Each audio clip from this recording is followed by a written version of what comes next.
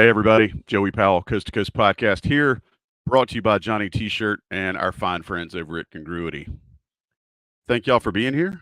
Happy Easter to those of you who celebrate. Today we celebrate the resurrection of NC State basketball, apparently.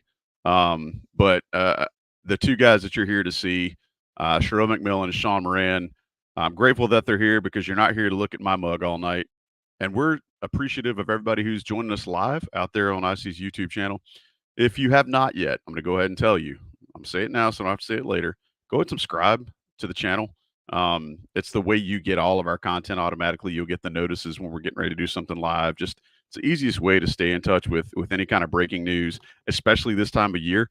We're getting ready to have another college basketball silly season, which is weird to say, but it's absolutely getting ready to happen. So um, subscribe, and then if you're listening to us in your regular podcast feed, we're glad you're here to rate and review us. We'd appreciate it. We'll get started. Absolutely not the result that North Carolina fans were expecting as the Tar Heels fall by 2 to Alabama in the round of 16. I'll be honest, guys, I did not see this one. I did not see this one coming. Expected that it would take a lot for the Tar Heels to make the Final Four and maybe make a push at a national championship. I did not think that Alabama would beat them. I thought that Alabama had too many things that would have to go right, and then I guess I didn't factor in North Carolina helping them largely, and that's what happened. So we'll start that way. Sherrell, give me your final thoughts on Alabama before we kind of start putting our mirrors on and looking back at the season as a whole. It was a weird game, I think, after rewatching part of it. North Carolina, that first half might have been as good offensively as they've Whew. been. It's funny because we came into it thinking there would be, 75, 80, 85 possessions. There were only 72. So both teams were pretty much, if you take the whole game as a segment, we're cooking with gas the entire game. I think Alabama was at 1.24 points per possession, and Carolina was like 1.21 or something, which is pretty solid. It was gaudy. It was a Um, gaudy number. Yes. yeah, but then I don't know what changed other than the classic Roy Williams saying that everything looks better when the ball goes in the basket, and that's kind of what it felt like.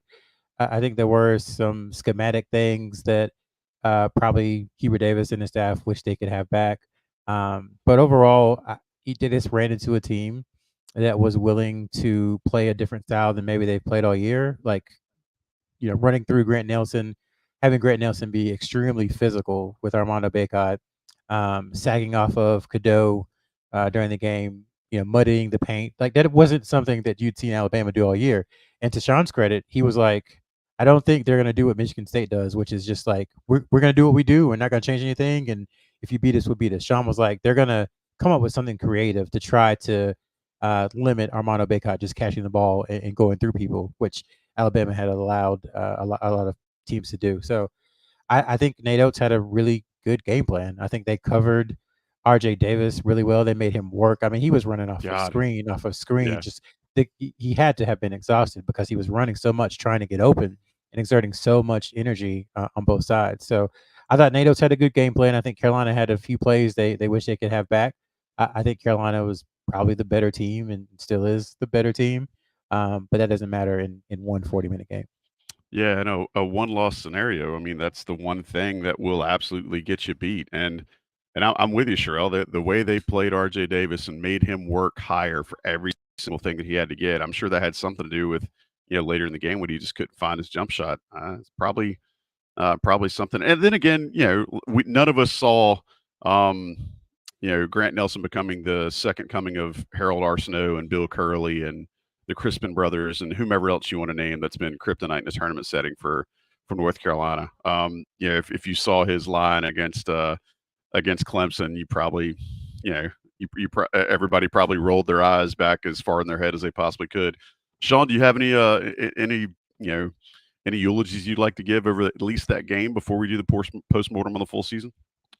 I mean, the game have kind of been just in maybe a mental fog since that game ended. Haven't really watched really any of the tournament since it happened. I think obviously we ended the pod, and no matter what, unless it's UNC versus a 16 seed, I'm never going to say UNC is going to win a game. I did think it was going to be extremely, extremely tough, and whoever won that game, I thought would beat Arizona. Obviously, Arizona didn't even get that far, but I was very, scared of Alabama in terms of how much pressure they put on you offensively and how well they shoot the ball. But when I went back to watch it, um, the lead they had, we always talked about how, are they maximizing these leads? And look, I think everybody was happy with a 8-point lead. Ideally, it could have been 10 with RJ's free throws. But in this type of game, and how well they shoot the three, we knew that could go pretty quickly. But you look back at it, and that last 5 minutes and 30 seconds they played in the first half was, outside of maybe some of the moments in Tennessee, easily the best 5 minutes they've had all year. Uh, Unfortunately, the first really half of that, the 2.5 minutes, they're answering back and forth. So it wasn't until that last little under 4 timeout, which came with 2 minutes left, where they were able to make the real run. But I think they had 23 points on 9 possessions. Like, they were just scoring at will and on fire. So not being able to fully separate, which once again, Alabama is one of the top offensive teams, so it is tough just to lay the clamps down. But staying in the first half for a second, there's, I think, two baseline out of bounds and one sideline out of bounds where Alabama knocked down a three. And that was, to me, just going back, that was frustrating. One of them was a breakdown where Sears was wide open. Granted, he was deep, but you can't let him be wide open. So that's 9 points right there. And then when they did start to go on a run, I think it was Armando had a dunk. And once again, almost going back to that Auburn game in 2019, here it was, Alabama's pushing the ball right down the court. They missed it twice, but in that possession, Alabama was the hungrier team. So some of those plays stood out in the first half for me when looking at, could they have extended the lead almost like they did against Tennessee. But then the second half, to me, I'm sure we'll talk about it, the Withers shot, but the play I keep going over and over again is up 3, the Mark Sears basket, which they got extremely quickly, just going in the pick and roll. Everybody else, he went to his left too, as I remember. I feel like most of his success was going to his left. He faked left. He used the pick and roll, drove left. Nelson did, it wasn't a foul, but he had done what he had done a few other times, and almost it was a kind of a running screen into Armando. Would have liked to have seen Armando be a little more aggressive, trying to block that shot at that point in time. But to Alabama's credit, they had 3 shooters, 2 in the corner, 1 on the right wing. UNC's players were just not helping and just on him. So it was really, 2-on-2. And Mark Sears, he's an absolute beast, and he made a great play. So I thought that play, to me, was the one that has stuck in my mind, and I've been watching over and over again. But I don't know. I could go on for a while. It's just extremely frustrating in terms of. I'm going to jump in, Joey. Sorry, I think you're done, Sean. But Yeah. what and to me, I don't know if frustrating is the right word, but the thing that is going to be overlooked is, like, they had the most effective counterpunch like I've seen since 2017. 82-77, Grant Nelson just hit a 3. Yeah, I think it was 3 minutes left. You're thinking, okay, this is how it ends. The season's done. Yeah. They lost to, Alabama just lost. Grant Nelson had a game of his life. But then they come back and they go on an 8-0 run, and before you know it, they're up 3. And that, to me, that was the first time I think I really, really were like, they're going to win a national championship, because to take that kind of a punch and find a way, it was I think the first play was a Withers layup where he just kind of spun it in, and then I think the rest was a 6 straight free throws or RJ Davis free throws. A runner. He had a runner, and then 4 okay, free throws. Yeah, so up 3 after just being down 5, and Alabama having all the momentum. I mean, that took a lot, and so I just hate that the last minute and 30 seconds kind of overlooks that 2-minute stretch where they went from down 5 to up 3. Because that was. I mean, I thought the game was. I was sitting in the stands, just hands on my knees, saying, "How the hell are they gonna do this?" And all of a sudden, just right out of the timeout, with it, just happened so quick. But it was just like the Kentucky game. Same thing. They were down. There's a little more time, but they got down 5, I think, with like 4:55 left, and went on something like a I got it right 12-2 back. run. Yeah, got it Yeah. right back. So I that was the first time I thought, okay, this team has it. I think I was looking back on it, like, after you get out of the moment and look back at it, I'm shocked at just how bad and how poorly North Carolina played in the second half and still were ahead with that advantage with 1 minute left. Now, that also makes it suck even more, don't get me wrong, but, like, that they were even in that position to give it back away or to have Alabama take it back was kind of remarkable. And again, that's not a moral victory. That's not me saying that, oh, hey, this is great. You know, Vamonos, equipo de baloncesto. It was none of that stuff. Like it felt like they had done something, I don't know, that nobody expected. And for a Flint stint there, Sherrell, yeah, I think that you thought, man, maybe this team is going to make it work. So putting that to bed, I think a lot of folks, were scratching their head a little bit about some of the substitution patterns in the second half. Again, I have no time or patience for the people who, before the game was even over, were just blowing up with Hubert Davis can't coach. Hubert Davis is terrible. Blah blah. He's just not it. Blah blah blah. All right, whatever. I've got no patience for that. But I do think it's fair to question some of the substitution patterns that happened in the second half.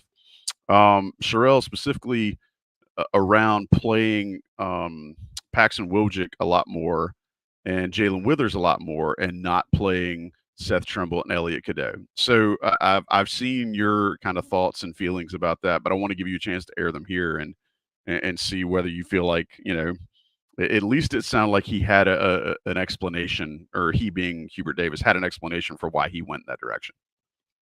Well, the way I approach life is pretty much like, if you have a plan, whatever it is, as long as you can plausibly defend it, then I'm like, okay. As long as you can say, I was thinking X, I was thinking Y, and I was thinking Z, that's why I did what I did, then I can kind of live with whatever the result is, because you thought it through. And I think in the post game, he did kind of explain himself. You don't have to agree with it. You don't have to think it was the right move, but you can at least respect it, because there is, a thought process that was behind it. And so I kind of disagreed with kind of what he said a little bit, because I thought the Cadeau part, I understand. I get it. He struggled from the 3-point line this year, even though he made 2. Excuse me. And I don't think they were going to change their coverages as long as he was in the game, and it was making things really hard for Baycott, making things really hard for RJ Davis. What I don't understand is the Seth Trimble angle of it, because Trimble, took 2 in rhythm, no hesitation threes, hit nothing but the bottom of the net. It didn't like he thought about it. And, Mark Sears and Estrada are out there cooking, and Trimble's your best on ball defender. That's not us saying that. That's what Hubert Davis has said. And then Trimble is, again, nothing against Wojcik, is more athletic. He's probably a better finisher. We've already established he's a better defender. So it's like, what exactly was the reasoning for Wojcik over Trimble? I'm not so much about Wojcik over Cadeau. It's more Wojcik over Trimble. And I think that goes back, excuse me, to we were talking about just kind of what does it take to get rid of the slow starts. I think we were talking about last week, and we said, just do your job, do what you do, be consistent, don't get too high, too low. Don't take a shot that you don't normally take. And I think maybe the coaching staff just a little bit did something out of character that they haven't done in months, and it just happened to happen in the second half, in the last 10 minutes of the most important game of the season. So it happens, but they were, it was a defensible decision. They gave their reasoning, and I think you just have to live with it, because that's the head coach's prerogative. You don't have to agree with it, but I think as long as it wasn't panic, then you're good. I also think if you look at, the whole season, Hubert Davis really kind of earned his keep this year and grew a lot as an in-game coach. I saw him strategically make a lot of really positive decisions that he wasn't making last year, and probably didn't have the chance to make the year before. But I do agree with you. The lack of usage for Seth Trimble in the second half, especially since he looked like he was ready for the moment, right? Hitting those 2 3-pointers early in the first. I think it was 2 3-pointers in the first. Made both his and free throws too. yeah, hit both of his free throws. It seemed like he was in rhythm. It doesn't seem like he was, to use one of your phrases, Sherrill, scared of the moment. So I do think that's one that people will likely second guess, and that's okay. I don't want anybody to accuse us of being homers here, because you can absolutely question decisions like that. But I at least as the host of the show don't have any patience for the he's terrible, he's never going to be the right coach, blah blah, because that's trash. Sean, is there anything about the second half, from an offensive or defensive perspective? I mean, I think there was probably some question too about continuing trying to get RJ going. I don't know. Is there anything that you would like to maybe scratch your head at, or do you feel like it's just one of those situations where coach tried something and it didn't work? Well, when Wojcik was put in, it was right, I believe, under the 12-minute mark. They'd scored 5 points in 8 minutes, and just were completely out of sorts. I think they missed some easy shots. They had maybe some opportunities in transition that turned into fouls. So, but at that point in time, they had to do something. Wojcik was in during that run at the end of the first half, and when he hit that three, I said, "Oh my, oh my goodness!" I wasn't expecting that. But I think with everything, you want to try to capture kind of a burst. You want to be able to capture it, not let it run too long. And you kind of knew, seeing Cadeau and Trimble on the bench, that at least in my head, I thought they're probably not getting back in, because it did feel, as we've seen. I mean, you can go back to the Alabama game last year, or a lot of other games in that second half when it's do or die. That it really becomes almost every possession is a grind, and you're not having your normal substitutions, and you're just going to run with those guys unless something is forcing the issue. Um, I would have liked to have seen Cadeau back in, just to, once again, you tell him you are not allowed to shoot a 3-pointer. If you want to shoot a 15-foot jump shot, you're more than happy to. After working it around, that second 3-pointer that he missed was way too quick. But once again, with what he provides on being able to push the ball, the passing, even if they were sagging off, I think it would have been nice to get him in, and just have, once again, that ability with RJ off the ball, and seeing what can happen. And then with Trimble in the second half, he did force a really tough fade away after he dribbled it. So I don't know, not kind of waffling on my answer, but I think they stayed with Wojcik too long. Obviously, Alabama was able to target him defensively towards the end. But it was one of those where you kind of expected that the normal rotation was out, and things were almost just going to go on a possession by possession basis of sorts. And I think just two things, not really on the substitutions, but one from Alabama, they did a great job of, after makes, just pushing the ball and almost going one-on-one, scoring very quickly. So I think, once again, they were able to just score extremely quickly, even when UNC was making runs. So all of a sudden you have Estrada go on a 5-0 run, and that momentum is over in 45 seconds. And they did that a few times. The other comment was Harrison Ingram pretty much was non-existent in that second half. After he made that really nice driving spin move, he was just, for the most part, running up and down the court. And I would have loved to have seen, Alabama did a great job of targeting mismatches towards the end, and I would have loved to have seen Ingram try to target some of those, especially when they had the 6'10" freshman on him after he had made that nice drive, but instead it was two Forrest Cormac shots, and it became a very static offense, and Ingram didn't really have much involvement. But I actually expected, and I love where you're going with the offensive side of things too. I actually expected Hubert Davis to go offense for defense there down the stretch, and he didn't. That was something he did in a couple of games this year. I can't remember the most recent one where he did that and they held on. But I actually thought he would go offense for defense there at the end. And just, it never materialized. And I'm sure they'll learn something from this. Sherrell. Well, I was gonna say what Sean said about the runouts off of makes. That happened in Michigan State too. I think we talked about it in the first half when Michigan State made that run. It's probably 3 or 4 times where they just beat Carolina off of a made basket. So I'm not sure what was going on there, but it was definitely a trend over those 2 games. Well, we've got almost 400 folks in here hanging out with us tonight. Appreciate each and every one of you guys. So let's move on and kind of look at the postmortem for the season. There's a lot to kind of dissect here, and obviously we're not going to get to all of it tonight, but we're going to try. This is one of those things where I think you guys really have to listen to Sherrell's patience. He's somewhat of a Buddha in the sense that he's pretty good at being even keel and telling you just hang tight as these things develop. So as we're looking back towards the entire season and shifting forward, I want to start here. What do you guys feel like was this team's fatal flaw? I think there's plenty to choose from.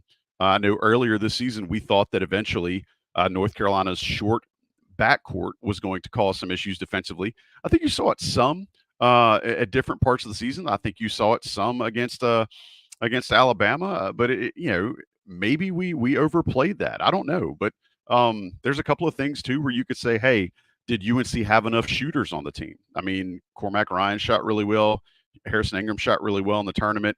But could North Carolina have used more than, maybe one more real dead-eye shooter coming off the bench? So, Sean, I'll come to you first. What do you feel like the fatal flaw was for this squad? Well, when you talk about shooting, we spent all spring and summer talking about the shooters that were being added and how this team is going to look differently. And then their last game ends very similarly with people packing the paint on guys that weren't shooters. So, that was a little disappointing to see. But in terms of the fatal flaw, one from an offensive perspective, they had some great games, the two Duke games at Tennessee, where they just played at a high level consistently over 40 minutes, which one is a very hard thing to do. But we always talked about the minutes that they go where they're just struggling to score, just struggling to hang in, which their defense had kept them in pretty much all season during those moments. But when you're playing a team like Alabama and you go 8 to 10 minutes scoring seven points, that was really the fatal flaw from an offensive end of just being able to generate baskets consistently. We had talked about free throws, just looking at the past 6 Alabama opponents, how they're getting into the 30 to 37 attempts, and UNC only had 17. And I think that just goes to UNC's lack of ability to kind of attack and create on their own in terms of getting to the basket. And then finally, defensively, we talked how great they had been all year, number 1 in the ACC. But when they did play the top level competition, the defense was, they were having some of their worst performances where they're giving up 1.2 points per possession. So the defense was much improved, much better than what I had anticipated coming into the year, but there was still the issues coming against top teams. So at a very high level, I think they put together the perfect team from a chemistry standpoint, and just being able to, you have Armando, you have RJ, and build around them. But at the end of the day, it's all about matchups in the NCAA tournament, and Alabama just had guys that they could go to and target UNC in specific situations. Real same question, man. What was the fatal flaw or flaws that eventually caught up to the squad, independent of the Alabama game? That's a tough one. I hadn't really thought about it, and as I'm thinking about it, there's no red alarms that are going off. If I had to guess, Sean has said for, I guess, 10 months that the one thing the roster lacked was kind of that athletic wing. And I think if that athletic wing was also somewhat of a creator, that could have helped to mitigate the times when, they're doubling RJ off of every screen and then sacking off of other guys. So I would say like another creator, because Cormac Ryan, again, I'm not disparaging him. Great player, really proved his shooting down the stretch. Great defender, great leader, great teammate, all those things. But he didn't do a lot of creating, which was something we heard about back in November. So I wonder if you could have added one more player along with Ingram and Ryan to do some of the creating off the dribble to help RJ out, because Cadeau could do it, but again, teams started playing him differently the last 10 or 15 games of the season. So to me, offensively, that's what it was. Probably defensively as well, because that's the one thing they didn't have was, as we talked about, the guy who looks like he's just a really good defender, the 6'7" athletic guy. Theo Pinson comes to mind. Leaky Black. I mean, they just didn't have that guy, and yeah, I think that's one of the reasons that at times guys were going off on him. So because there could have been situations where you played Trimble with that athletic wing and Ryan, and you're going 6'3", 6'5", 6'7", 6'8", 6'11", or something like that. But the majority of their minutes were 6 foot, 6'1", 6'5", 6'7", 6'11". Yeah. So I think I don't think there's a huge fatal flaw, but if I had to kind of take a stab at one, that would be it. So I want to kind of bend that a little bit. I came to a realization at the end of the game against Alabama, after the dust settled and stuff. I think this team actually probably convinced us all that they could make a championship title run. And I don't know that they actually, as a roster, were built enough to make a title run. Does that make sense? Like I think they played above what their parts were so well during those long winning streaks they had, that they actually made us think that, man, this team really could, get the right draw and could cut down the nets. Sherrell, am I making that up? Do you feel the same way, or do you think that this team probably did leave a little bit out there? No, I mean once you get to the Sweet 16, you're 2 games from the Final Four and 4 games from a championship. So obviously they could have won a national championship. I think they were that good, and they played at stretches where, especially offensively and defensively, they had stretches in the apart from each other where they were championship level. I think the issue was, I don't know how many games where you saw the championship defense and the championship offense coexist At the same time. time. I don't know that we And saw it at all, except for maybe I, that Florida State game. yeah, maybe. And that was even then. People forget they were down 13 in that game at home against Florida State. So No, I mean I the think Florida State tournament game. Oh, the tournament game. Gotcha. Yeah, Yeah. gotcha. Okay. Yeah. Yeah. That's probably one. Tennessee, the offense was amazing in the first half, but Tennessee put up like 50 some points in the second half. the So second. I don't Yeah. I don't consider that championship defense. But I think maybe that is one of those things. The championship offense, the championship defense, just never quite merging and being together in the same game. Sean, But what yeah, say you? they Do you feel definitely like, could have won it. Definitely could have. Sean, do you think this team actually could have won, or do you think they were punching above their weight class most of the year? I think for this team, in my mind, going through a lot of it, had that 06 team where they did overachieve and they did lose early. But when you do look at it, I think they did overachieve. It was extremely fun. I watched. I don't think I was just reading the preseason magazine the other day, Athlon maybe, or yesterday, and they had him ranked 21st, which I think, hey, that felt about right given what happened last year in the season. When you look at Armando, RJ, and then who they had around them, I think it is a team that could have competed. Would have loved to have seen them play UConn again, and whatever happens. UConn is playing at a different level, but would have loved to have seen that. But this wasn't the one seed that we've seen in the past, like a '05 and '09, right, et cetera, where it's just at just playing at this superb level. And it was even in the ACC. We always talked about it. I don't care about what the next 5 games look like. Just they got to go one game at a time, because even though they did have a miraculous record, only three losses, there were a lot of close wins that they pulled out. They did lose to Georgia Tech, Clemson at home. So each game in my mind was always just take it one game at a time. And a lot of the NCAA is about matchups. We talked about it.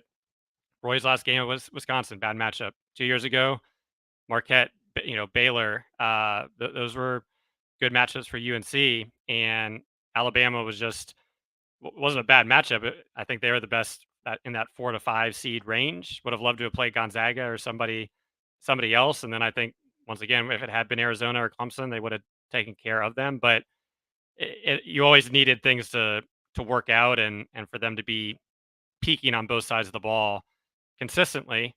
And unfortunately, they just had a few too many just small miscues, both offensively and defensively. And I think, in my mind, it's almost, I wish it had been an Auburn situation where they just got Yeah. blown out, and then you're not just replaying all these specific plays or what ifs in your head, Yeah. because I think they did outplay Alabama for the majority of that game, and they just let it slip through, which I think is the most painful thing, where you can't see them play a UConn and see what really could happen. Sean, I asked this after the ACC tournament. Give the season a grade. I would give it an A. I know that's hard to say after they lose in the Sweet 16, but maybe A minus. But I mean, once again, look at the ACC regular season in terms of how they won that, got a 1 seed. Do I wish they got to the Final Four? Certainly. And am I disappointed thinking they should have beat Alabama? But I think also looking at compared to last year and how they did rebound, the joy that this team brought to everybody throughout the year, and how fun it was to watch really two all-time greats in terms of RJ Davis and Armando as seniors. I would give it an A minus despite the final end result. Yeah, I think a lot of folks are like, we should have made the Final Four. We should have done this. We should have done that. Right? Yeah, maybe, but also other teams are allowed to play as well.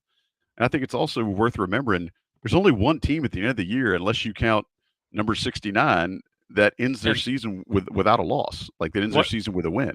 one quick thing before Sherrell gives his grade, you go back and I forget the exact quote from Mick Cronin after they lost to UNC in the championship game, and um, it was pretty much about Caleb Love, how he exploded, and hey, sometimes these things happen, and probably in their minds, everything had broke right for them, right? They didn't have to play Baylor. They had St. Peter's up next, and they're looking at getting back to the Final Four, but they just had UNC take over the game at the very end. And to me, it's almost like that Grant Nelson, where there were so many posts on the message boards about Grant Nelson last year before he entered the portal and when he was in the portal, and he probably didn't perform up to what a lot of people expected. And here he is just catching fire, hitting crazy shots. And now they're just going to him like it's an NBA game in one-on-one situations. And that's how UNC loses. So it's super frustrating, but that unfortunately is the tournament where every minute matters. Sherrell, give me a grade. Am I like analyst Sherrell or my person Sherrell? Which Sherrell am I to give you this grade? Both. Whichever one. No, I'm not going to make it hard on the guy. Like it's it's been a rough weekend. Let the man pick whichever hat he chooses to wear. Go ahead, Sherrell. Yeah, I would say like a 92. A 92 is an A, right? 92 is an A minus. Yeah, we're in college. 90 and up is an A.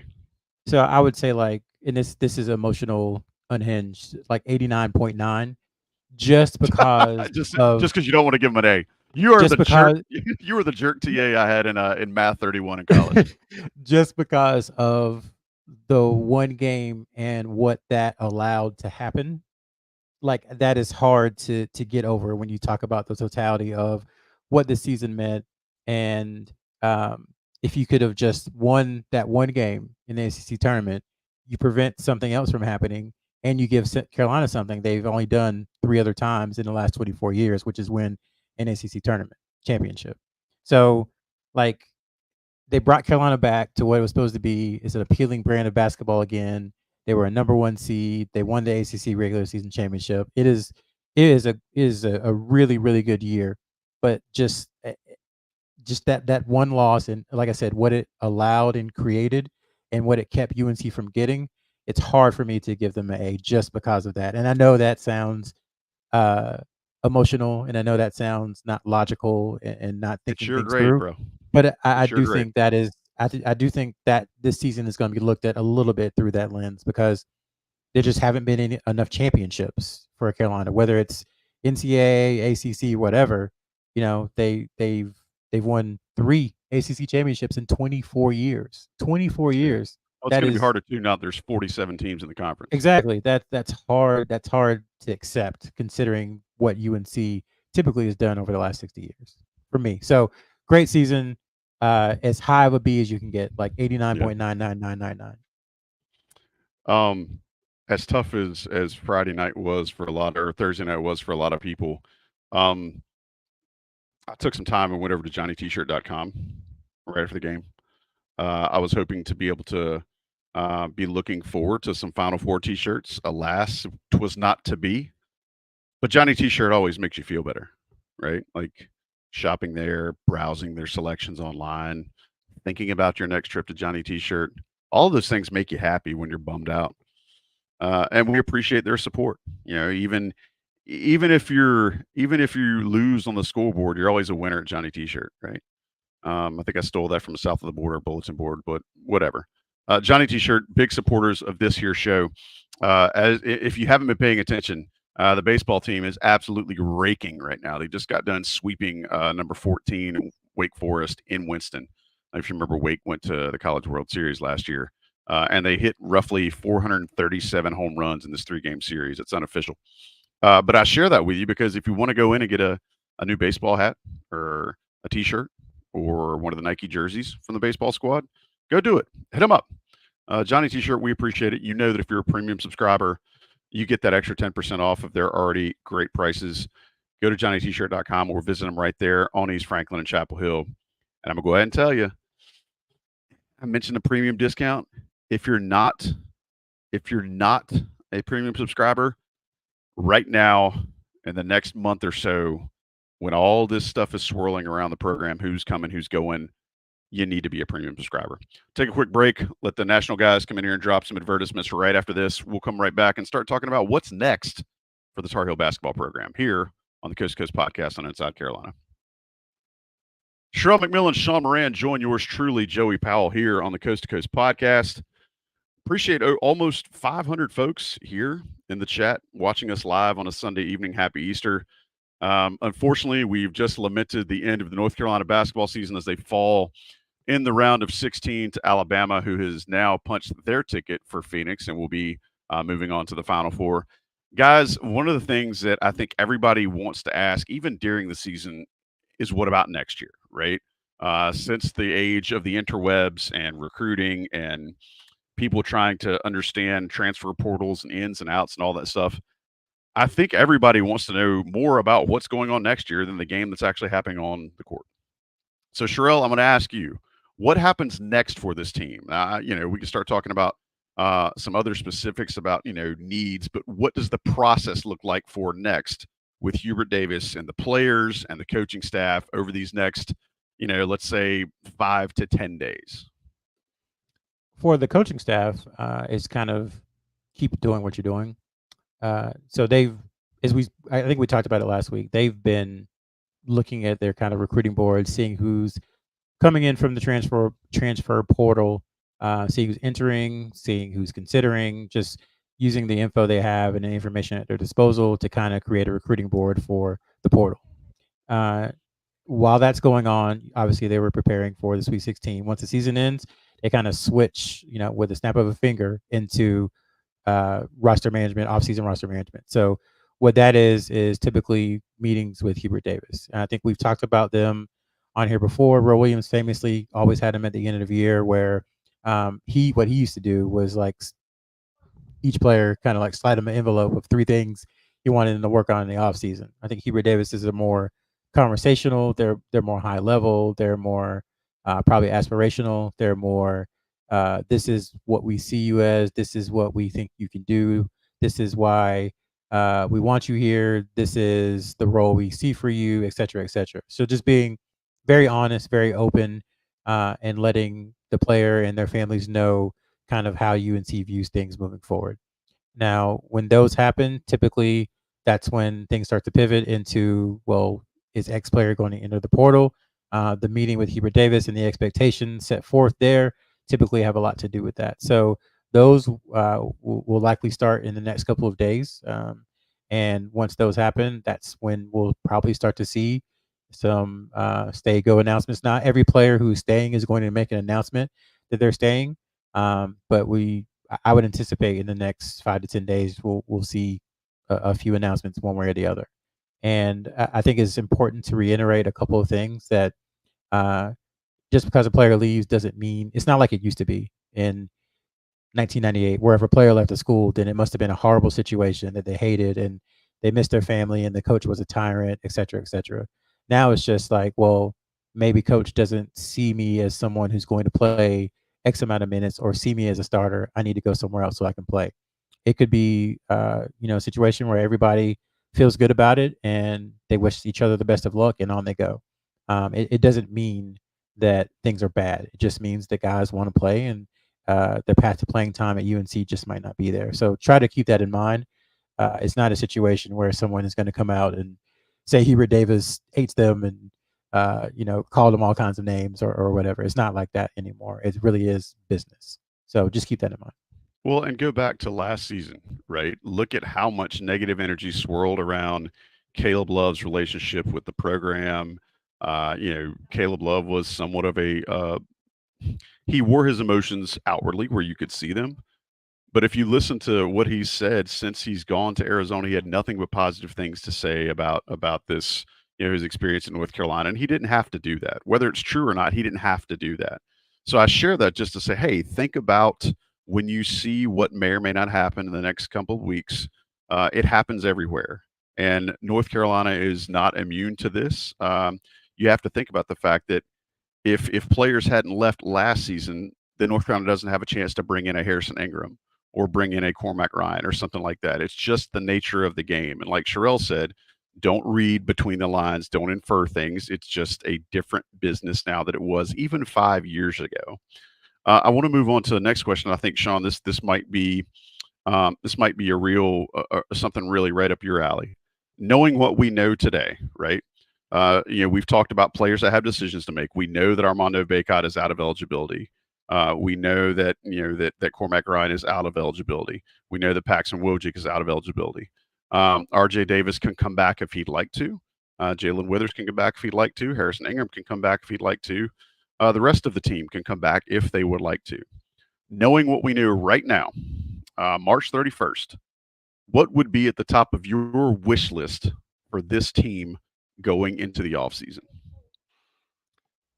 Well, top of my wish list, I think would utter what Hubert Davis mentioned in his press conference: length and athleticism in terms of what they're getting. Last year, while there was the mass exodus and a lot of holes to fill, I think it was a lot more straightforward in terms of, once again, you have RJ and Armando, and now you're filling a lot of pieces around them. So it's pretty straightforward. Now you have some very talented younger players coming in with Jackson and Powell. You have some guys where you don't know what their decision is going to be between RJ and Ingram at the top of the hierarchy, and then you have the needs in the portal. So I think it is going to be a lot more challenging trying to piece that team together, especially with the expectations in the transfer portal that each year you're going to compete. Because I think it is challenging meshing that chemistry along with who's coming, who's going. But I think shooting needs to continue. Shooting and basketball IQ, which I know they focused on last year, needs to stay at the top of the wish list. I think it was extremely fun watching a team that played tough and played with the joy that we saw this year. But adding that length and athleticism, not just for ACC matchups, but when you are getting in the tournament or some of those, once again, you can go back to even the Kentucky game where they felt just a step below in terms of that attribute. So that's really what I'd be looking for in terms of that wish list. But once again, I think if you can find some difference makers in the portal that are focused on winning, that should be the goal. But we'll see what it brings over the next few weeks. And hard to believe we're here already. Compared to what we were doing this time last year.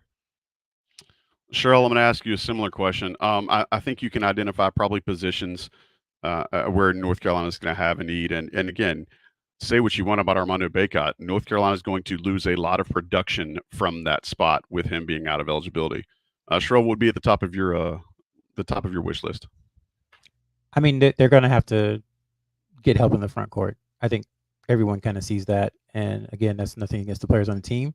But if you want to be a championship contender, then you've got to have competition. You've got to have high level players at every position. So I think that is probably close to priority one outside of the people already on the roster and whatever they're going to do. Because like you said, Armando Bacot has been, excuse me, either the starting center or the starting power forward for 5 seasons at UNC. And that is a ton of production and rebounds and experience. And now defensive prowess that is gone. And you have to replace it. And now you can replace it and absorb it by spreading it out amongst other positions and other roles. But you're still going to have an anchor in the paint. And I think Jalen Washington, since he got here, we always said he was a guy who, if he became like a full-time starter, it would likely be in the 3rd or 4th year. And I don't know that we've seen enough from him to be able to project him playing 25 minutes a game in the starting center at Carolina. So if he does come back, then you kind of want to pair him with someone who can either play the majority of minutes as a starting center or someone who can platoon and complement him. So I think that is probably priority number one, honestly, in the portal is a really high level big man. To Sean's point, Hubert mentioned athleticism and length. So a 5-man who is athletic and who has length. They have James Brown coming in as well. So there will be competition, down low, but I still think they're probably looking to add someone there. And then after that, I think a lot of it just depends on the stay-go decisions, but you always want to add shooting. I think as we've seen, shooting is the thing in basketball. Like it's the most important thing, and it kind of seems obvious, but I think there was a time where it wasn't recruited that way, where it wasn't paid attention to that way. But now, if you're a shooter, you can kind of go wherever you want because it's in need so badly. So I would say a center, a shooter, and then kind of piece it together based upon who stays and who goes. I mean, just to add on real quick, I think the center piece is going to be fascinating because Hubert Davis, Armando has been here, right, all 3 years. You know exactly what you're going to get. And UNC wasn't an offensive rebounding team; they were under Roy Williams. But for them to stay in that, still it's called the upper echelon, not last year, but I mean that was pretty much all Armando and offensive rebounding, huge component. Just to as we saw Alabama adding those extra possessions. What type of big does he really want in the system, right? And is it really just a rim runner that you see in the NBA that just is going to catch lobs and not be a threat, or is it a guy that can, um, you know, guard a 1 through 5 and can score in the? So to me, that'll be really interesting to see what is he now looking for with that, Armando now departing. That's kind of the $1 million question, right? What does a Hubert Davis center look like? I think the examples we have to look at, I think Pete Nance could have been a center and had played some center at UNC. He was signed by Hubert Davis. Dawson Garcia, yeah, he was a 4, but he plays a lot of 5 as a stretch 5. Signed by Hubert Davis, then Will Shaver and Jalen Washington. I think the things that all 4 of those guys have in common is that they do have perimeter capability or presumed perimeter capability. And none of those guys are bruisers, so to speak. So I think it's safe to say that maybe Baycott isn't exactly the archetype that Hubert, uh, you know, I don't want to say wants, but the archetype that Hubert has recruited thus far. Because What he's I just named comfortable them. with. Yeah, I mean, I just named them, and they Yeah. all kind of have that similar um, stretchability, not overly physical, but can rebound if needed to, and definitely have perimeter skill. So maybe that's the answer. I don't know. I mean, probably is. I think we've also seen the challenges that have we have seen from those players. So Yeah. It'll be interesting. So, Sherrell, I'm going to ask you this. Do you think there's ever a chance that Hubert Davis would go get someone and end up playing 5 out? Yeah, I don't know. I hate to give you I don't know answer. That's not good radio. But that's just I mean, that would be such a divergence from Roy Williams just a few years ago liking 2 bigs to, Hubert Davis going full NBA and going 5 out. Like that would be whew. Yeah, I maybe it's a situation where he feels like again you can when someone gets fired from a job and they say they're not backfilling it, they just spread out the wealth amongst all the other employees.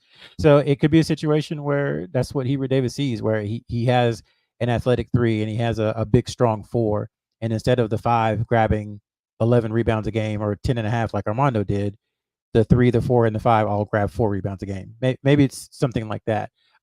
I don't know, and frankly, it's still amazing to me that we're going to be entering year 4 just because of COVID and the extra year and all that stuff, not still knowing exactly what Hubert Davis wants in the paint. I think we know kind of what he's looking for on the perimeter. We know kind of how he plays his guards. We know typically he doesn't really go deep into his bench. He likes to stay around probably 8 or 9, depending on the situation. We know a lot of things about how we think he's wants to coach, but I think that's still one huge mystery is exactly what he wants in the starting center or starting big in the front court.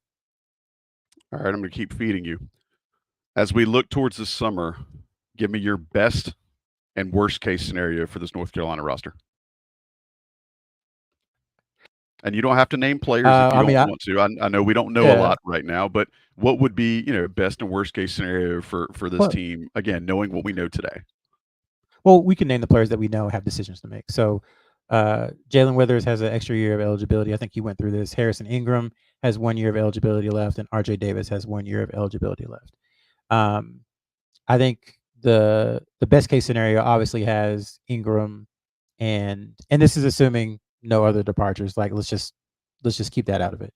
So assuming that the people who have eligibility, more than 1 year of eligibility, are back, and you get Davis and Ingram back, then I think you have a really good team.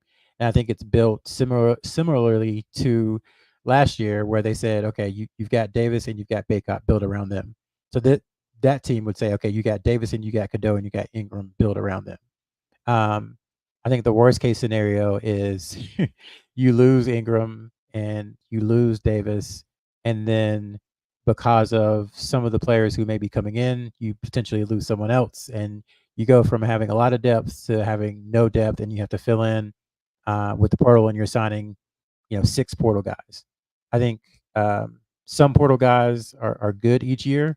I think once you start getting towards 5 and 6 each season, that's probably not sustainable and probably not the best. And it also diminishes your chances of hitting, home runs. You're probably going to be hitting a few fly balls, a couple singles, and maybe a triple, as opposed to 3 doubles. So I would say the worst case scenario obviously is if Ingram and Davis leave and there are other defections. But Carolina is a place to be for the portal. I think they've shown that they're very attractive. So we'll see what happens. I know that's generic, but we'll see. I think they have an opportunity again to upgrade the roster. That's, I guess, the beauty and the curse of the portal, is that it goes both ways. And as you said, Joey, earlier, if certain things didn't happen last year, then Harrison Ingram and Cormac Ryan and even a reclassed Elliot Cadeau aren't on UNC's roster, and his team doesn't look like it does, winning 29 games and winning the ACC regular season title. Also, there was an NC State fan in the chat earlier. Like, y'all just did something that hasn't happened in 4 decades. Like, go find the key to your trophy case. I know you haven't used it in a while, and get out of a UNC basketball discussion. Like, this is a big night for y'all. Go celebrate. Why are you in here talking to us? Sean, I'm going to ask you the same thing. Positionally, what do you feel like are the best and worst case scenarios for North Carolina going into the offseason? Or I guess through the offseason. I'm sorry, I was misworded on my fault. But what would you say, going through the offseason as the roster, melds into whatever next year looks like? Yeah, I mean, it's hard just with how many question marks, especially to Sherrell's point, RJ and Ingram. I don't think, once again, this is no knowledge, but just looking at the outside, like I don't know how quick those decisions would be, especially RJ, who probably just had an ACC Player of the Year career or a season, and probably wants to see what could be the next step out there. Obviously, NIL is nice, but so is starting to get yourself on that track professionally as well.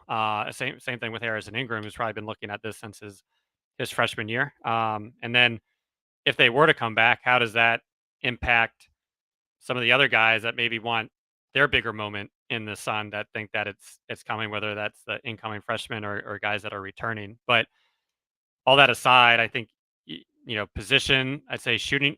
For me, shooting guards are kind of that 2-3. That's more the 6'4", 6'5". So Cormac similarities, but one that maybe could attack a little bit more, or a rim finisher, and then a mixture of a 5, and then kind of another 3-4, 4-3, or somebody that slots into that kind of, I'd say, a 6'7" athlete that can stretch the floor. And I think the main thing for anybody is that there isn't a major deficiency that can allow a team such as Alabama or Michigan State or NC State to dictate to UNC how they need to play, or play that person off the floor again. So I think as they're looking through people, what are those strengths and weaknesses, and how do they fit into the style that UNC is trying to play. But once again, I think this year we saw the chemistry and the toughness that we hadn't seen in a while, and how hard they play, and the guys from a mental standpoint that they continue to focus on that versus guys that are coming in here and focused on the individual aspect. And Joey, let me add too. I think what Sean Yeah. said is a huge point. Like now that the culture has kind of been like reestablished, it's up to the ones who are coming back. We don't know who those are, but whoever they are, to kind of instill it in the next group, and that's how you get a program rolling again. If you think about when Caleb Love and R.J. Davis and Armando Bacot came in, they didn't have that because Brandon Robinson had left. The year before, I think Justin Pearson, Christian Keeling had only been there a year. Cole Anthony was there. It was basically Garrison Brooks by himself trying to carry the Carolina culture from those 2017 championship teams and the 2018 with Pinson and Joel Berry and then Cam Johnson and Nas Little and Kobe White, Luke May, Kenny Williams. He was kind of the bridge to the next group, and that's a lot to put on one single person. Yeah. So now, 5 years later, I think Bacot and Trimble and Washington and Davis and now Ingram, no matter what he decides, and Cadeau, they've seen kind of what it takes, and it's up to them to pass it along to whoever comes in next season. And then the hope is they learn and then they pass it on, and that's how you continue to get the program back to where it was and that consistency each and every year from 1967 to 2001 essentially. That's one of the things that I think will cause history to shine fondly on this group of Tar Heels is how, using Hubert Davis's words, how together and connected they were for majority of the year. How much they played well together. How they were really enjoyable to each other, but enjoyed playing with each other. And I think that's going to be one of the big things that, again, as they brought North Carolina basketball back into prominence after last year, I think it's now a potentially really attractive program. And Sherrell, you didn't mention this earlier, but again, North Carolina is incredibly competitive in the NIL space now, where we may not know what kinds of bags they're dropping, but as you've seen on television and on all of your social feeds since the tournament started, North Carolina athletes are getting paid handsomely through their name, image, and likeness, and that's not by accident. So it's something to think about as North Carolina begins, shopping for new additions in the transfer portal. All right, guys, a couple more questions. We'll get out of here. Appreciate the, 5 bills and change of y'all that have been with us for most of the night tonight on the live chat. Recruiting priorities, Sherrell, both high school and in the portal. You touched a little bit on what the wish list might be, but where do you think recruiting priorities are going to be for this coaching staff as they now start looking towards things? And hang tight, talking about the McDonald's All-American stuff. I'll get to that last. Yeah, high school recruiting is just so on the back burner. It's weird. I haven't really thought about it a ton. There's not been a ton of report. Obviously, they had Jasper Johnson, who came in for an official visit. They had Caleb Wilson, who came in for an official visit, and Koa Pete, who came in for an official visit in the class of 2025.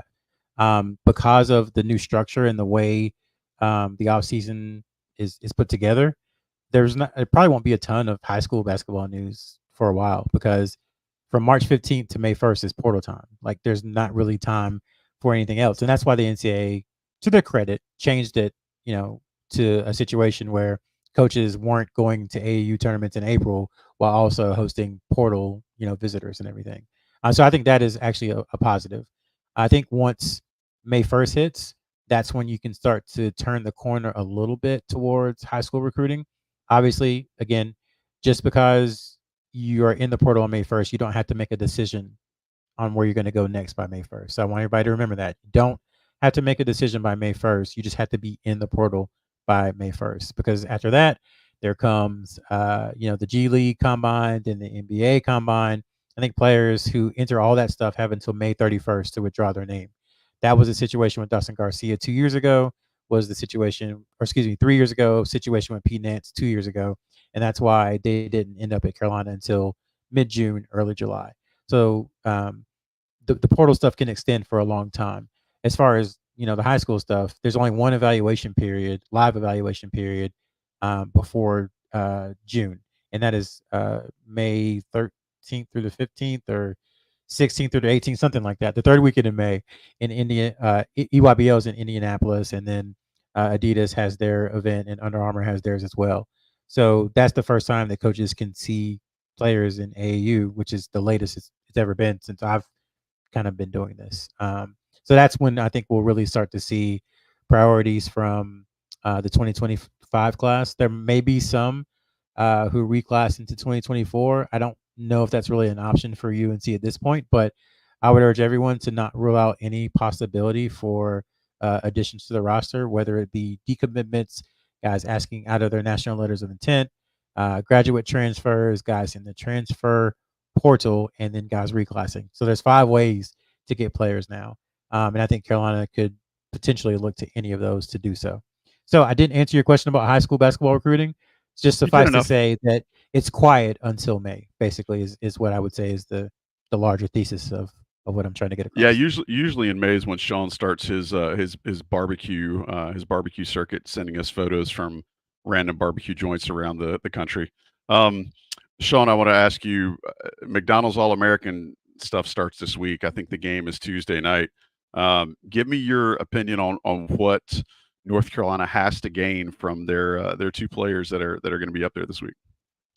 I would say from the game, absolutely nothing. But I would say for anybody to try to read every single practice report that 24/7 is putting out, because I think that having been to about 3 or 4 of those when they were in Chicago, that's really where you can identify the players that are making the next step, ready to fully compete next year, or the ones that, hey, maybe maybe it's going to take a little bit longer. Not saying that's the case for every player. If they don't perform well in the practices, and they're not going to do anything next year, but it is a big separator, and you can see a lot of guys now that they're finally going against elite competition all over the place. Which ones, where the strengths and weaknesses lie, and how do they perform against like players. So I would say just try to read everything you can about the different practices that are coming up for Ian Jackson and Drake Powell. I think there've already been some reports out there. From a game perspective, very much of a highlight-esque reel. So I would expect Jackson to play pretty well. I think he can. I wouldn't be surprised if he's 20 plus points on the game. But those would just be my feelings around the game itself versus the practices, and what everybody can take away from some of those reports. Thanks, man. Appreciate you giving everybody the heads up and the lowdown as to what that's going to look like. I wasn't going to take questions tonight because we're already at an hour and we haven't even gotten to our 2 cents yet. But Sherrell, I want to ask you this: can they? And this comes from our guy Rob in the chat. So it's a great question. I want to make sure we spend some time with it. Rob says, "Can they, meaning UNC's coaching staff, rescind portal offers if someone like Ingram tests the draft but decides to come back?" I think it's a good question. It's worth asking. So Sherrell, I'll leave that to you. You mean, yeah, they rescind an offer anytime. I think maybe the better question is if someone committed and then Ingram decided to come back, would they have room for Ingram? Because that's one of the reasons that offers aren't quite official. It's more of an unofficial thing. And usually, actually, Carolina doesn't even, I wouldn't say they like announce that so-and-so got an offer from UNC out of the portal. Carolina just contacts who they're going to contact, and then they work the recruitment, and then kind of whatever happens. But yeah, if that's a tough situation, if they got to commit and they thought Ingram was leaning towards leaving, and then Ingram said he wanted to come back, I guess they would just have to make it work. I think both sides would keep each other informed enough where that probably wouldn't happen. But yeah, if it came to it, I think they would, because Ingram's your guy versus bringing in another guy. Yeah, that's a great way to look at it. It's who do you know versus the what if of somebody new joining. And if anything else, we saw how much Harrison Ingram, the human, the personality, the glue meant to that roster this year. All right, Sean, I'm thinking about right now, if we're looking at this roster, Hubert Davis and his staff are looking at things, trying to find efficiencies. And if you need to be efficient, you need to call Congruity HR to look and see how efficient your business is and how efficient it can be. Small, medium-sized businesses, you need to know our guys at Congruity. They do have national coverage, but they're absolutely a local brand. Great guys, big supporters of Inside Carolina. Go to Congruity HR /Tar Heels. You, Mr. or Mrs. Business Owner, business manager, you can find out how they might be able to save you some money and take care of some of those benefits and human resources and payroll and all that stuff. Get all those issues off of your plate so that you can focus on actually being a high performing business and not being distracted by all that other stuff. Congruity are great supporters of this show, all of Inside Carolina's content. We want you to support them as well. If they can't help your business, they'll say, "Hey, I can't help your business." And if nothing else, you've made connections with other Tar Heels, and it's never a bad thing, right? Tar Heels helping Tar Heels. We love that kind of stuff out in the business community and everywhere else. So Congruity, thank you for sponsoring, and thank you for sponsoring this segment we like to call My 2 Cents. Sean, give me 2 pennies. 2 pennies. Hard on this one. I think the first one, just going back, wish we were talking about the Final Four, and I think it's hard to get over the Alabama game. But once again, in general, the team that they put together, yes, there are some deficiencies, but I think from a joy watching this team perspective, it couldn't have been much better, especially seeing how everybody played together. Not in addition to RJ's stellar season and Armando, from a defensive effort, what he was able to bring. So first penny was just kind of the joy watching this team, and just probably that's why it's also hurt so much knowing how they lost and when they lost versus once again getting to see it play out for a little bit longer. And then the second one, I think, well, I haven't mentally done it while we start to look towards what's next of just imagining the possibilities, especially with some of the young guys. I know we see all these teams that have done well and all the fourth year and fifth year players they have. So this one will be a little different with Jackson and Powell coming in, and once again, I don't assume anything with who comes back and who goes and who stays, but ideally Elliot Cadeau throwing them alley oops and whatnot. So the next 6 weeks I think will be really important, obviously, in terms of how the team does. But get it. Hopefully we can all get excited again. But I think it's still gonna take some time, knowing it would be fun watching UNC UConn a rematch, no matter how good UConn is playing right now. But you can't go back and get some of those possessions again. All right, Sherrell. Sean, by the way, hats off to you for mentioning the likability factor of this team. I think that's one of the things, Roy Williams used to always talk about how sudden the end was. And Sherrell likes to talk about the finality of the end of the season for upperclassmen when they start feeling that coming. Shout out to you for bringing up how likable this squad was, because I think that's one of the things that if I could, and I'm not trying to get on a soapbox here, but I would say to everybody who, as much as it sucked to watch that loss Thursday night, if you're hurting from that, then try to think about that going forward and just enjoy how likable a team can be. Because again, I did not expect this from this squad this year, and they brought a lot of people a lot of fun watching them play together and play really well and have fun doing it and bringing North Carolina back to the national limelight. Sherrell, your 2 pennies, sir.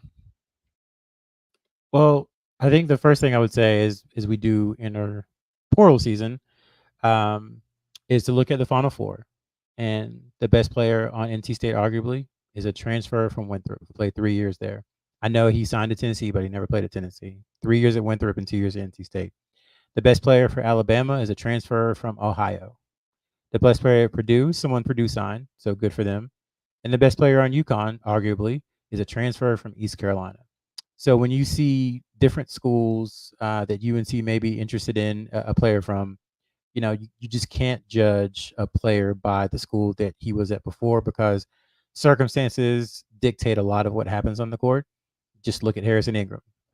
He's just a completely different player from even what we thought he would be at UNC. We talked about the passing, and we talked about the point forward stuff, and that didn't materialize at Carolina. His role was as a really good defender, rebounding junkyard dog who hit 39% of his threes. If I told Sean that last year, he'd have been like, "No, that's not Harrison Ingram's profile at all." So he would have laughed you out of the chat and thrown a beef barbecue bone at you. Yeah. Right, exactly. So just because a player is one thing at one place doesn't mean they're going to be the same thing in the next. There's growth, there's evolution, there's changing in changing styles.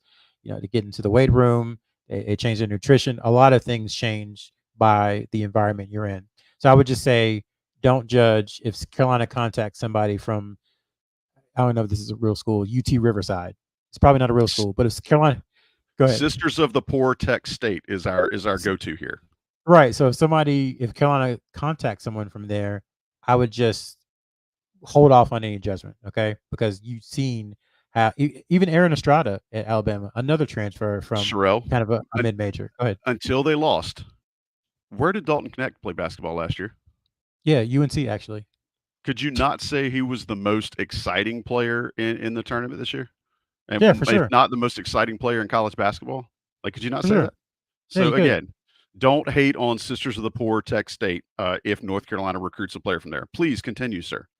So that was number one. And then number two, I do think we need to give some kudos to Hubert Davis. The guy, just like Armando Bacot, entered college basketball probably in this most tumultuous time, maybe in its history, between the merging of getting rid of the 1 year transfer exemption, getting rid of or creating the transfer portal, creating NIL, creating collectives, COVID, all that stuff happening at once, and Hubert Davis took over maybe the most pressure packed job in college basketball. Probably Kentucky is probably a little bit worse, but outside of Kentucky, I don't think any place is as pressure packed as UNC is.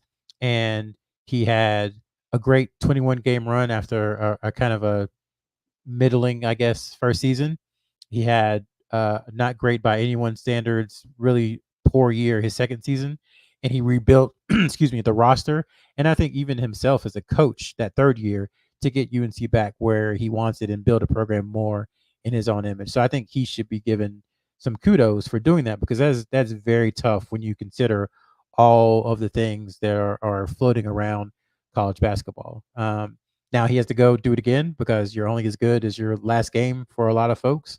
And I think he can, but I think the questions about whether or not Hubert Davis can coach at this level have been mostly answered. And now it's about evolving from what he started as to what he's going to be. And that's, for me, that's kind of fun because you can see the changes from year one, I think, to now. So it's kind of, I don't want to say exciting, but it'll be interesting to see the changes from year 3 to 4 and 4 to 5 and on and on. So I think him and his staff should be given a lot of credit for how they immediately decided that it wasn't working and they completely rebuilt the roster and got Carolina back to being what Carolina has traditionally been. And to the guys like Pat Forty and Dan Walken who had those tweets ready to go about Hubert Davis being a terrible coach, again, he probably wants the second half of the Alabama game back. But if you're saying he's a bad coach, I don't care who you're a fan of. You clearly didn't watch anything but the second half of the Alabama game this year. To echo Sherrell's point, there was a lot of growth on that sideline and in game this year. And as much of a X and O's guy as Sean is, like, even Sean admits it in between his bites of brisket from some random place in, Prairie, Texas, right? Like there was a lot to like about not just the roster, but what Hubert Davis and his staff did with it this year. So you can criticize in game, sure, but yeah, you've got to give him some flowers for how he was able to adjust. And Sherrell, you just reminded me, tomorrow is the 4th anniversary of Roy Williams' retirement. 3rd anniversary, 4th anniversary, 3rd anniversary. Yeah, it was 2021. Yeah, 2021. So yeah, so funny, man. I think it's 3 years now. We can kind of like share. So talking with Ben, and I guess it was that morning, and he was like, "Hey, can you ask X person if there's a meeting or something going on?" I was like, "Oh, press conference, yeah. What's this about?" And he was like, "I'm hearing something." And so we start talking, and then y'all wouldn't say what it was, yeah. Yeah, we wouldn't say what it was, and then I start talking. We start talking to people, and they're like, "Oh yeah, there is. What do you think that's about?" And then he kind of starts hearing it, and it's just like we're like, "This is really happening." And is honestly, I would say we had about an hour heads up, maybe an hour. And then it was just like, "This is really happening." It was kind of, I know, it was unbelievable because I always imagined that Roy would go out like with a Final Four berth or, just not like that because of how competitive he is. But I think we saw why he did it. But it was just, I don't know, it was just a surreal day that morning and then it happened, and then the rest of the day is just like a blur. Yeah, Well, same deal. I remember listening to this podcast. Um, uh, Maybe it was this podcast. I don't think I was hosting yet, was I? No, I think it I was don't know. we did one that day. It was like Ross and Greg and me Yeah. and Tommy and like Vip. It was like everybody. Yeah, so I can remember. I can remember. Yeah, actually, yeah, I was still hosting because I was on that round table that night. I remember. But I can remember listening to something that morning, getting to my office, and then all of a sudden, like within an hour or 2 hours, some former players that I know were like, "Is this real?" Like, and then they're reaching out and asking people that are in the program now, saying, "Hey, what the hell?" and by then, everybody found out. Yeah, if you talk to a lot of the former players, are saying, yeah, they found out the same way they thought that was Roy Williams, like pulling everybody's leg. But no, so happy 3 years to that, everybody who thought that was an April Fool's joke. What were you gonna say, Sean? You Oh, had something to say. I was just that morning, I was looking at some final Jonas Adu footage in terms of if a write-up was going to be As if a you write-up do, was going to be needed for if Roy Williams was going to offer him a scholarship, and said, well, guess I can hold on that for the moment. Yeah, that was a work because that was what a whirlwind that was. That will be one of the things where when we all retire from this, we'll do like an off the record expose of stuff the way and I think Sherrell, you and Ben especially have some stories that the people want to hear. All right, guys, I am grateful for all of the 500 and change of y'all that rode this with us tonight. Obviously, we'd love to still be talking about Carolina playing ball because it makes for a better show for us, but sometimes it just bees that way, I guess. Shout out to Sherrell McMillan and Sean Moran for what you guys bring to this show. To John Sigley for producing. Always to our friends at Johnny T-Shirt and Congruity. We appreciate their sponsorship. And to all of y'all hanging out with us. And if you're listening to us in your podcast feed later on, hey, join us one night for a live show. It's fun too. But either way, we're glad you make us part of your regularly scheduled consumption of Tar Heel information. Until next time, I'm Joey Powell for the Coast to Coast podcast here on InsideCarolina.com.